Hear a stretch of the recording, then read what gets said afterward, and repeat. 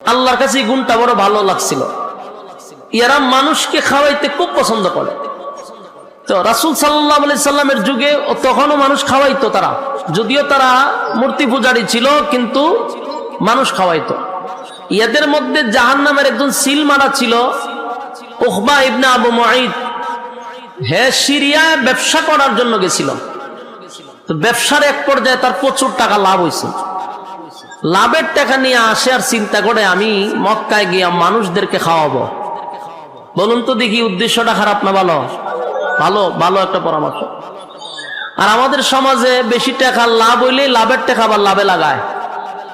কিন্তু সে বেঈমান হয়েও চিন্তা ভাবনা করলো আমি লাভের টাকা দিয়া মক্কাতে গিয়ে মানুষ খাওয়াবো। তাই মক্কায় আইছে। খানা যে খাওয়াইবেন চিন্তা করতেছে সবাইরে খাওয়াইয়া তো লাভ নাই, খাওয়াইবই যেহেতু সবচেয়ে ভালো মানুষটারে খাওয়াবো। তো ভালো মানুষকে চোখ বন্ধ করে দেয় আল্লাহ রাসূলের চেয়ে ভালো মানুষ আর কেউ নাই। সুবহানাল্লাহ। অথচ এখানে কিন্তু বিরোধিতা তখন চলতেছে রাসূলের ব্যাপারে, চতুর্দিক দিয়ে বিরোধিতা চলতেছে। কিন্তু এরপরও হেও কিন্তু রাসূলের বিরোধিতা করে, তারপরও তার মাইন্ডে আসছে রাসূলের চেয়ে ভালো মানুষ কেউ নাই। সে গেছে রাসূলের কাছে গিয়া বলতেছে যে আমি আসছিলাম একটা বিষয় নিয়ে আপনার কাছে, আমার বাড়িতে একটু মানুষ খাওয়াবো, তো আপনি যদি আমার বাড়িতে দাওয়াতটা রাখতেন তাহলে আমি আপনাকে ওখানে রাইখে আপনার খাওয়াইতাম। অভাব অনটনের সময় সবার পেটে কি দাম, সাথী সঙ্গীদের পেটেও কি দাম। রাসূল তেমন একটা খুশি না, কারণ সাথী সঙ্গীদেরকে এখনো দাওয়াত দেওয়া হয় নাই। সাথী সঙ্গীদেরকে সহজে দাওয়াত দেওয়া হয়েছে, রাসূল খুব খুশি হয়েছে, কারণ সবার পেটে পাথর, পেটে এত কি দাম। রাসূল বলেন তোমার দাওয়াত আমি রাখলাম। সাথী সঙ্গী নিয়ে তার বাড়িতে গেছে, গিয়া দেখে অনেক মানুষ আরো আসছে। রাসূলকে দস্তরখানা বিছাই দিছে, খানা খাবে। ঠিক এই মুহূর্তে আল্লাহ রাসূলের মাথায় একটা কথা স্মরণ করাইয়া দিল যে আপনি যে খানা খাইতে আসছেন এত মূর্তি পূজারী, আর আপনি হইলেন পয়গম্বর। একজন মূর্তি পূজারীর গড় পয়গম্বর হইয়া খানা খান কেমনে? কথা বুঝতেছেন? এটা রাসূলের মাথায় ছিল না, আল্লাহ সরাইয়া দিছে। আবার রাসূলকে স্মরণ করাইয়া দেওয়ার উদ্দেশ্য ছিল উম্মতকে শিক্ষা দেওয়া। আমরা মুসলমান দাবি করি কিন্তু আমরা দেখা যায় বিভিন্ন বিধর্মীর ঘরে বসে খানা খাই, এবং এখানে আমরা সামাজিকতা বজায় রাখার জন্য আমরা বলি এটা কোনো ব্যাপার না, এখান থেকে শিক্ষা গ্রহণ করুন। রাসূলকে আল্লাহ নিষেধ করছে। একজন বেঈমানের ঘরে বসে খানা খাওয়া মুসলমানের ঠিক না। রাসূল কয় ইন্না লিল্লাহি, কথা তো আমার স্মরণ নাই, আসলে তো কথা ঠিক, আমি একজন পয়গম্বর আর হে একটা মূর্তি পূজারী, এখানে আমি খানা খাই কেমনে? তাহলে খানা খাওয়া যাবে না। রাসূল দাঁড়ায় গেছে। উকবা এসে দেখো কই যান? খানা খাবো না। কেন? তুমি একজন মূর্তি পূজারী, আমার তো এটা স্মরণ ছিল না, পেটের কি দা, আমি তোমার এখানে চলে আসছি, দাওয়াত দিছ, কিন্তু তো আমার তো মাথায় ছিল না তুমি যে একজন বিধর্মী, তুমি মূর্তি পূজারী, আর আমি একজন আল্লাহর পয়গম্বর, তোমার ঘরে আমার খানা খাওয়া ঠিক হবে না। উকবা এমন মুসিবতে পড়ছে, কারণ এখানে সব দামি দামি মানুষ দাওয়াত দিছে। রাসূল যদি উঠটা জায়গা, তাহলে এখানকার মানুষ সবাই তারে তুতু দিতে থাকবে যে তোর গড় মেহমানদারি করাইতে আইনা একজন সম্মানী লোক উঠটা চলে গেছে। এটা তখনকার যুগের জন্য খুব লজ্জা ছিল। তাই উকবা রাসূলের পায়ে ধরে পড়া চিল্লি শুরু করছে যে আপনি যদি খানা না খান, আমার ইজ্জত সম্মান যা আছে সব যাইব, আপনার খানা খাইতে হইব। রাসূল কয় আমি এখন খানা খাইতে গেলে আমার আল্লাহর নিষেধ, কখনো সম্ভব না। উকবাই দেখলো রাসূল যদি খানা না খায়, রাস্তাঘাটে হাঁটতে পারবে না, নেতাগিরি করতে পারবে না, মানুষ তুতু দিবে। করছে মুসিবত। পরে কয় আপনি যা বলবেন তা মানতে রাজি, কিন্তু খানা খাইতে হইবে। রাসূল বললেন আমি এক শর্তে খানা খাইতে পারি, এটা হলো তুমি যদি কালেমা পড়ো, তাহলে ইমানদারের ঘরে খানা খাইতে পারি। ভালো পরামর্শ না? উকবা এখন এমন মুসিবতে পড়ছে, কালেমা পড়লেও বিপদ, কালেমা না পড়লেও বিপদ। কালেমা পড়লে তার আবার বন্ধু আছে, বড় বড় নেতা আছে, এটা সব তার বন্ধু।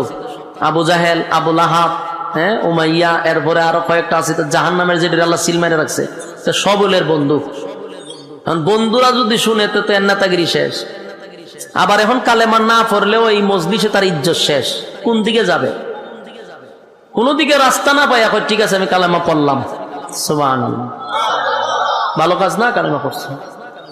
কালেমা পড়ার কারণে রাসূল যে কি খুশি হইছে, তার কারণ হইল সাধারণ মানুষ মুসলমান হয়েছে না, তো নেতায় কালেমা পড়ছে, নেতায় কালেমা পড়ছে, রাসূল খুব খুশি। খানা খাইয়া আনন্দের সাথে রাসূল গেছে গা। কিন্তু এ যে কালেমা পড়ছে এই খবরটা এর কিছু বাহিনী এর বন্ধুদের কানে পৌঁছায় দিছে। বন্ধুরা সিটটার আগে তার বাড়ি ঘেরাও করছে। ঘেরাও করে বা ঘর থেকে বাহির হ, তুই বলে কালেমা পড়ছস? বলে হ পড়ছি। তো তোর এত বড় সাহস, কালেমা পড়ছস কেন? খুব রাগ হয়েছে, সেটা খুব সেচ্ছে। একই সাথে চলাফেরা করি, একই সাথে উঠা বসা করি, ব্যবসা বাণিজ্য আমাদের একসাথে, যা কিছু করি তোরে লইয়া করি, তোরে ছাড়া কোনো কাজকর্ম আমরা করি না।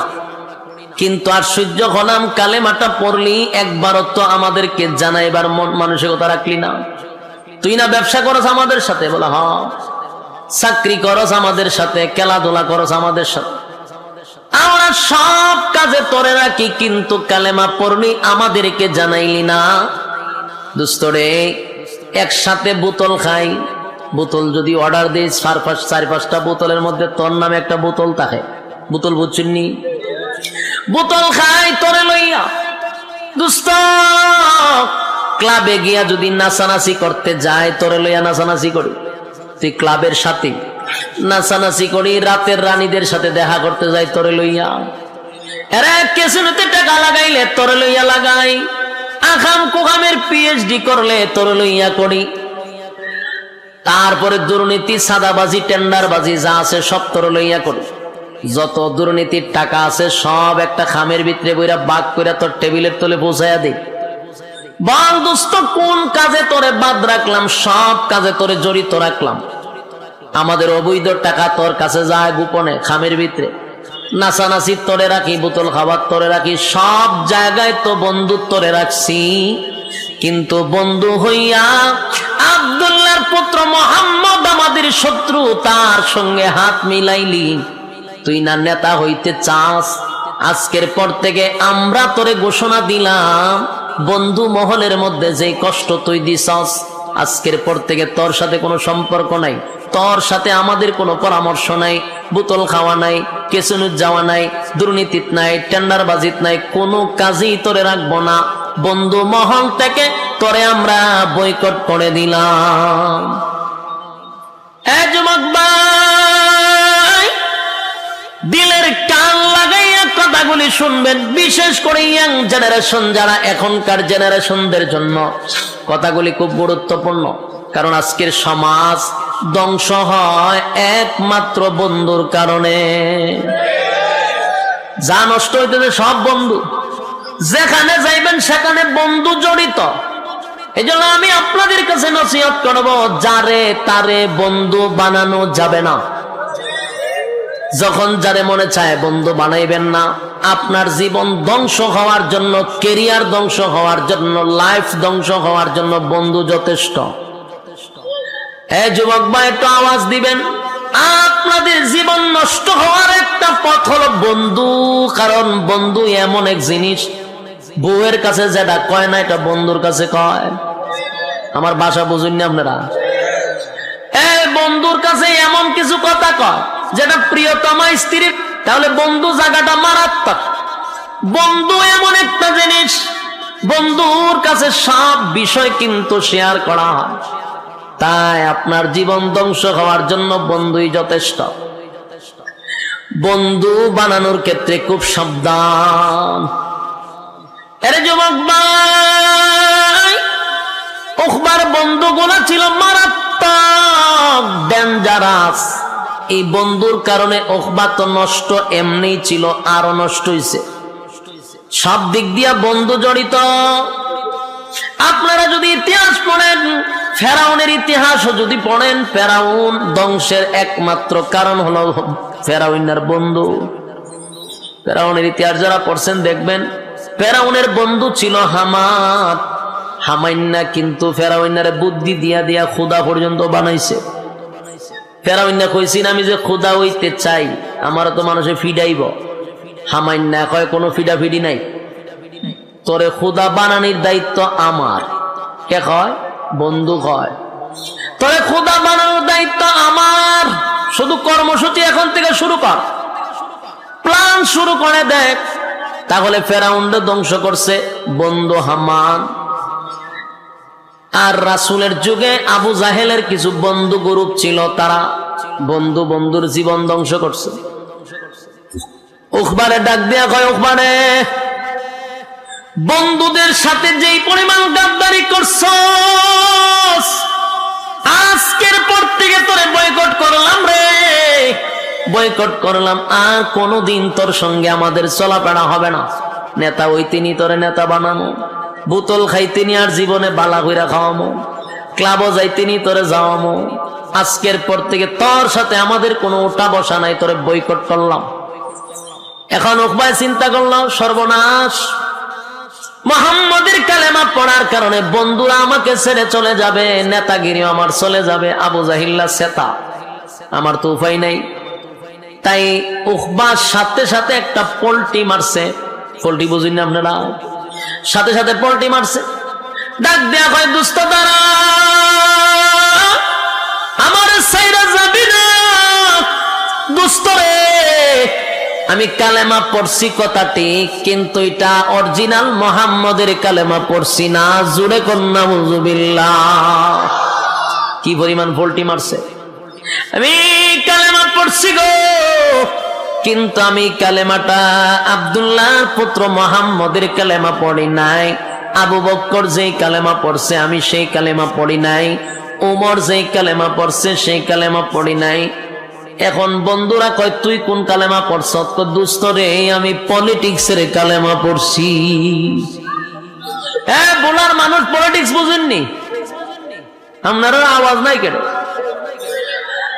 আওয়াজ নাই, বক্তা শুধু আওয়াজ কেমনে দিতেন চিন্তা করতেছেন, যদি হুজুরের দাম বাইরা জায়গা। হ্যাঁ, এরকম চিন্তা ভাবনা আছে আপনারা? একটু আওয়াজ দিলে কথা বলতে উৎসাহ, কারণ আমি তো আপনার ভাষা বুঝি কম। আপনারা আমার ভাষা বুঝেন কিনা আমি চিন্তার থাকি আওয়াজ না দিলে। আর আপনারা আওয়াজ পাননি, এটার তো একটা টেনশনে আছে। তাহলে একটু কথাও তখন আমি আমার বাসায় ওয়াজ করলে তো ওয়াজ হইতো না, খবর জিয়ারতই হয়। মাশাআল্লাহ, যে সুন্দর ভাষা আমরা, সিলেটের ভাষা। আমি আপনারা বুঝেন ওই ভাষাই কিন্তু ইউজ করতেছি। এরপরে যদি না বুঝেন তাহলে তো কপাল খারাপ। বুঝেন যে এটা তো আমার বুঝাইতেইব, যে হ্যাঁ না মাধ্যমে আমার বুঝাইতেইব। একটু দিলের কান লাগায় শুনেন, বিশেষ করে যুবক, ইয়াং জেনারেশন। আজকে তোমাদের জন্য এই কথাগুলি খুব প্রয়োজন, বৃদ্ধদের জন্য না, শুধু আমাদের যুবক ভাইদের জন্য কথাগুলি একটু দিলের কান লাগায় শুনেন। যা করছেন আজকের থেকে ব্রেক দিতে হবে। যার তার সঙ্গে বন্ধুত্ব হবে, যারে তারে বন্ধু বানানো যাবে। এ যুবক ভাই, উকবা ডাক দিয়ে কয়, কালেমা পড়ি নাই, সাথে সাথে পল্টি মারছে। আমি কালেমা পড়ছি গো। কিসের কালেমা পড়ছ? কয় আমি পলিটিক্সের কালেমা পড়ছি। কয় সুরা, পলিটিক্সের কালেমা কি? দুস্থ শুন ভালো করে, আব্দুল্লাহর পুত্র মুহাম্মদকে আমি দাওয়াত দিয়ে নিয়ে আমার বাড়িতে খাওয়াইছিলাম। খানার টেবিল থেকে দাঁড়ায় কয় খাইব না। কেন খাবে না? কয় সে বলতেছে আমি মূর্তি পূজারী, সে পয়গম্বর, মূর্তি পূজারীর ঘরে খানা খাবে না। দুস্থ তোরা ক, এই মজলিস থেকে যদি আব্দুল্লাহর পুত্র মুহাম্মদ উঠে যায় রে, সমাজের মধ্যে আমি মুখ দেখাইতে পারবো না, সবাই আমার মুখে তুতু দিবে। তাই বাঁচার জন্য আব্দুল্লাহর পুত্র মুহাম্মদের কালেমা পড়ে ঈমান আনছিলাম। এটা আমার পলিটিক্সের কালেমা ছিল। নাউজুবিল্লাহ। কি পরিমাণ সিটার চিন্তা করেন, পল্টি লইছে। এ যুবক ভাই, উকবার বন্ধুগুলো ছিল ডেঞ্জারাস, মারাত্মক, এর থেকে আরো বেশি শিয়ানা।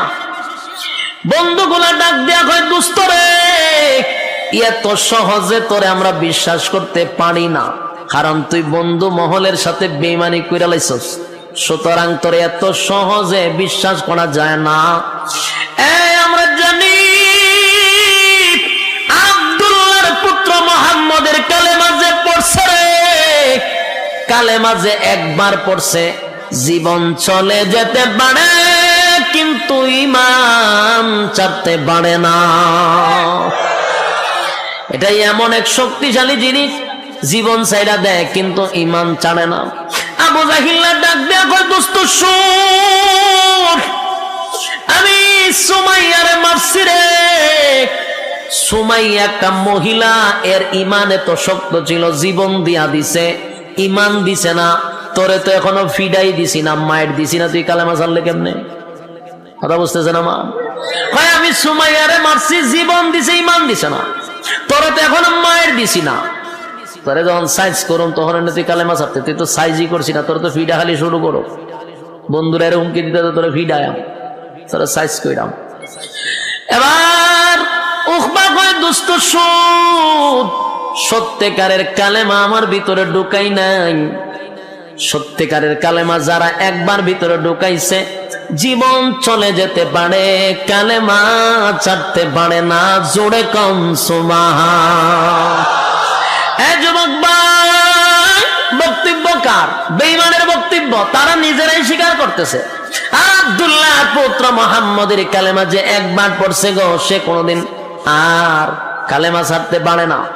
আমি ছাড়ছি কারণ আমি তো পলিটিক্সের কালেমা পড়ছিলাম। এবার যুবক ভাই, আবু জাহিল্লাহ, এর মধ্যে হলো উমাইয়া, আরো আছে কয়েকটাই, তো সবটি আল্লাহ জাহান্নামের সিল মেরে রাখছে। সবটি শয়তান গুলি এর বুদ্ধি দিছে, দুস্থ দাঁড়া, তুই যে ফল্টি বাজ আমরা কেমনে বুঝবো? তুই আবার ফল্টি দিতে নাই এমন তো কোনো গ্যারান্টি নাই। তুই যে অরিজিনাল কালেমা পড়ছত না ডুপ্লিকেট কালেমা পড়ছত আমরা এখনো কনফার্ম না। এটা কনফার্ম হওয়ার জন্য একটা কাজ করতে হবে। কি কাজ?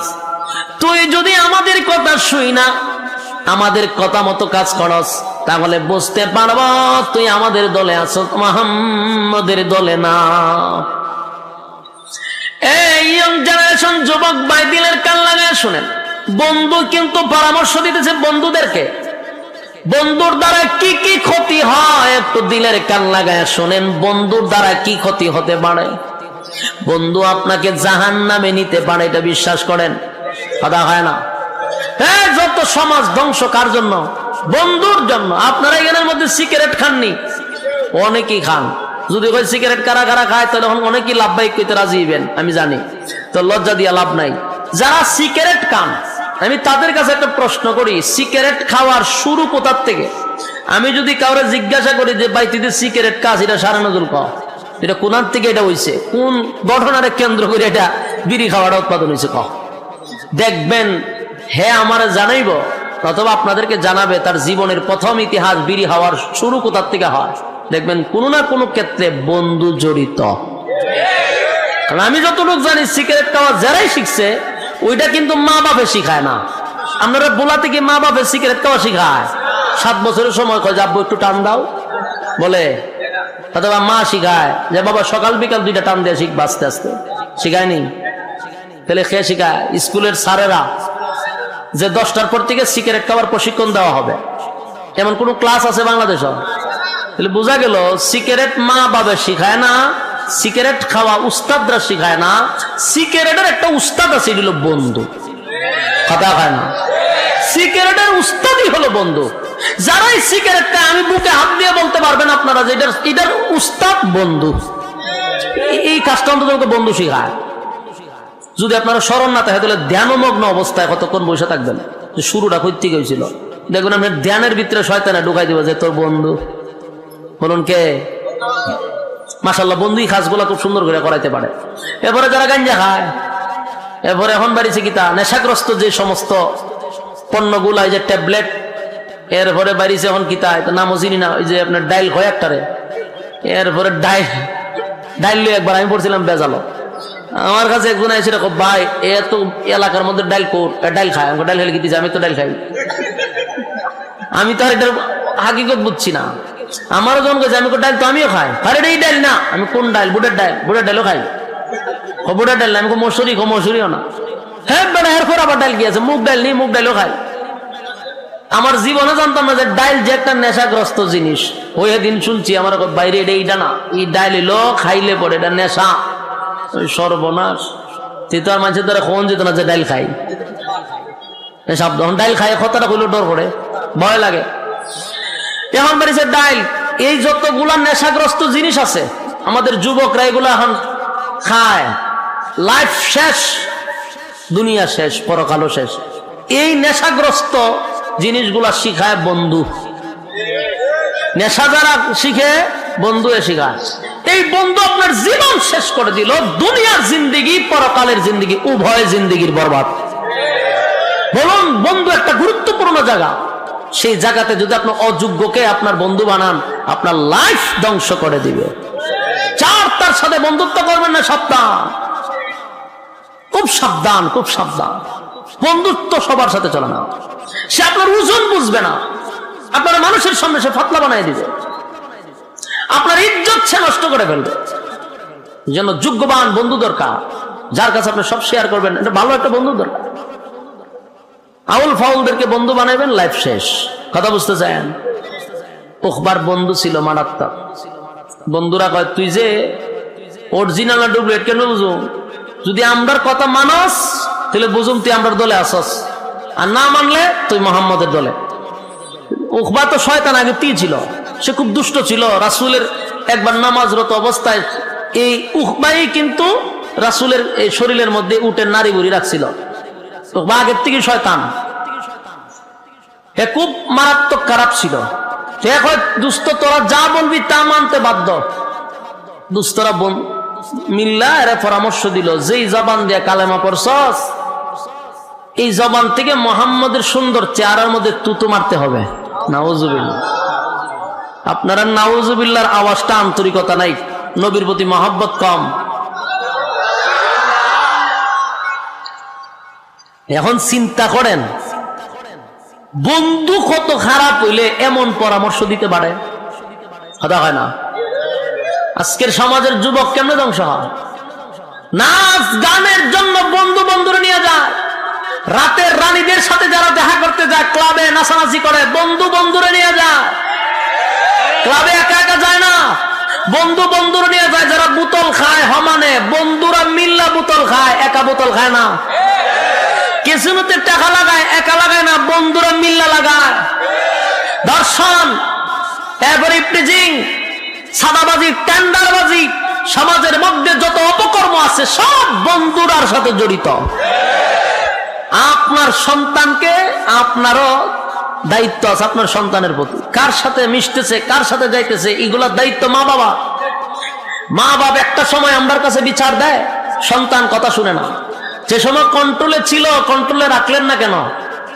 এখন কন্ট্রোলের বাহিরে, এখন আপনাকে ফাত্তাই দেয় না, বাবা হিসেবে সম্মানও করে না। কেন?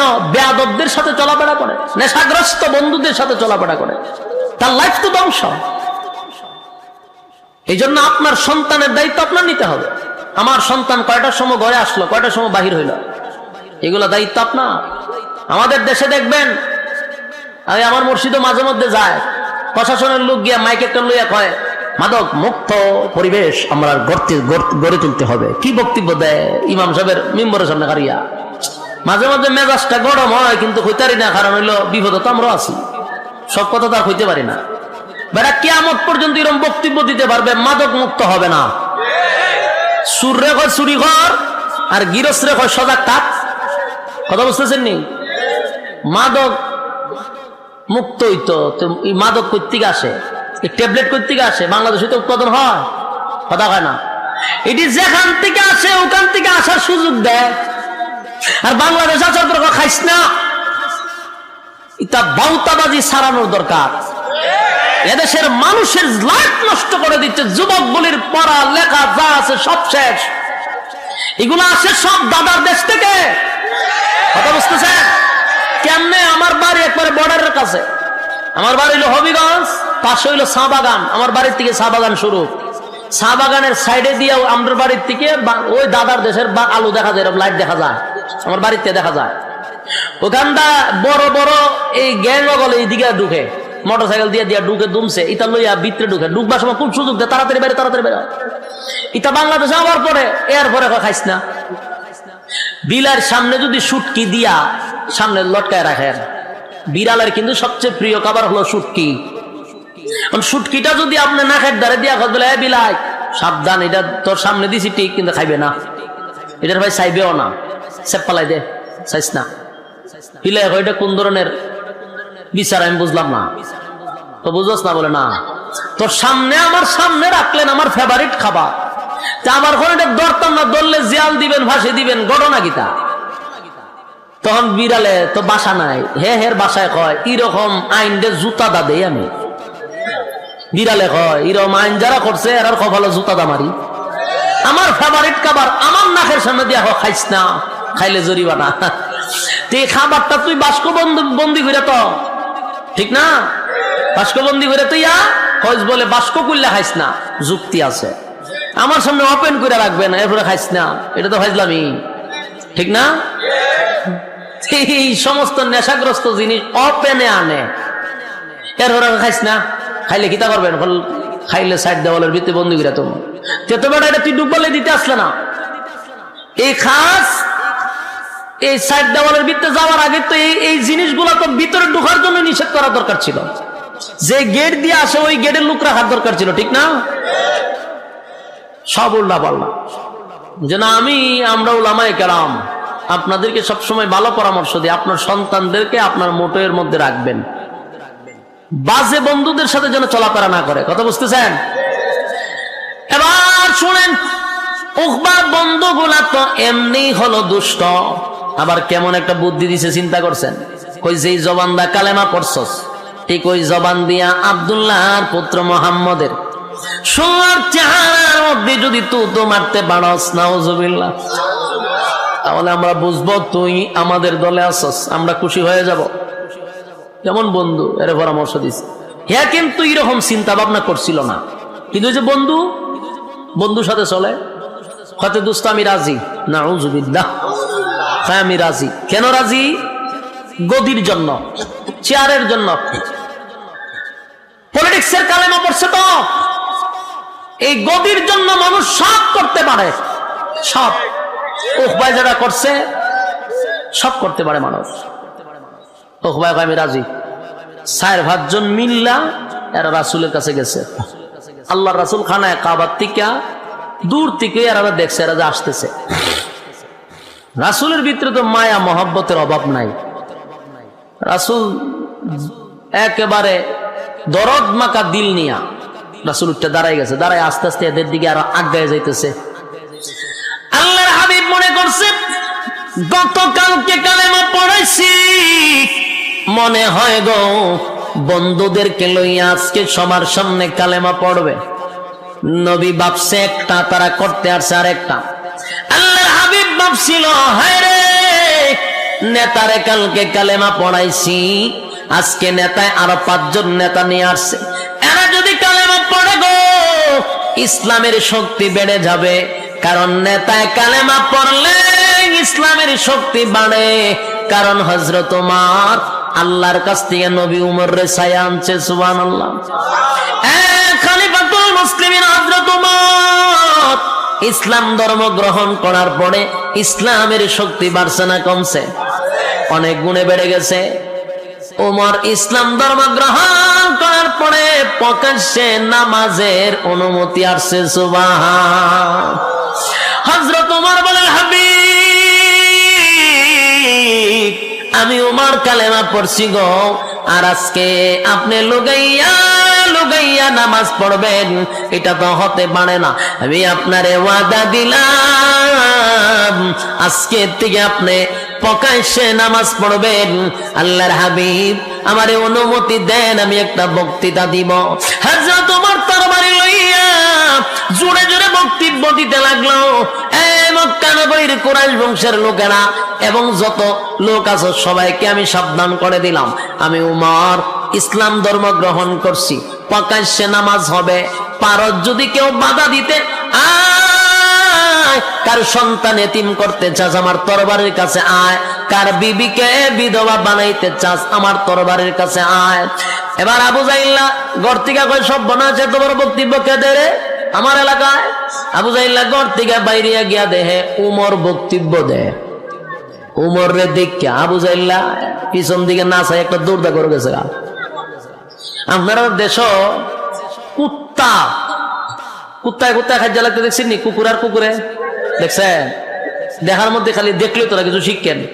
কুত্তায় যখন খাদ্য লাগে, যার সাথে ঝগড়াটা লাগতো চায়, যেটা একটু সবল, স্বাস্থ্যবালা, বডিওয়ালা, এটার সাথে যখন ঝগড়া লাগতো যা যেটা দুর্বল এটা যখন আয়া দেহে এটার শরীর মোড়া সোড়া দলে খাইয়া লইব, তখন হেন মতো কিভাবে হয় জানেননি? তখন দেখবেন দুর্বল কুকুরটা আস্তে করে লেঙ্গুরটা তার দুই ভাবের নিচে তার ঢুকায়। দেখছেন কিনা জানি না, আমি নিজে দেখছি। দুইটা পায়ের নিচে দিয়ে লেঙ্গুরটা ঢুকাই দেয়, ঢুকাইয়া এভাবে খাইতে হয়, খাইতে গ্যাক গ্যাক করতে বিজলি দেয়, বিজলি দিয়ে আস্তে আস্তে আস্তে করে আটকে একটা দৌড় মারে। ঠিক নেই? এর দ্বারা বোঝা যায় বাবা তোর শরীর মরিল দিকে বুঝা লাইছি যে দললে আমার ছাড়তে না, তাই আগের থেকে লেজটারে পায়ের নিচে নিয়া এরপরে বেখা হইয়া একটা দৌড় দেয়। ঠিক তেমনি ভাবে আবু জাহেল উমরের দিকে একবারে লেজ গুটাইয়া দৌড় দিয়া ঘরের ভিতরে গেছে। সব বোনা উমরের দিকে খুব ডরাইছে।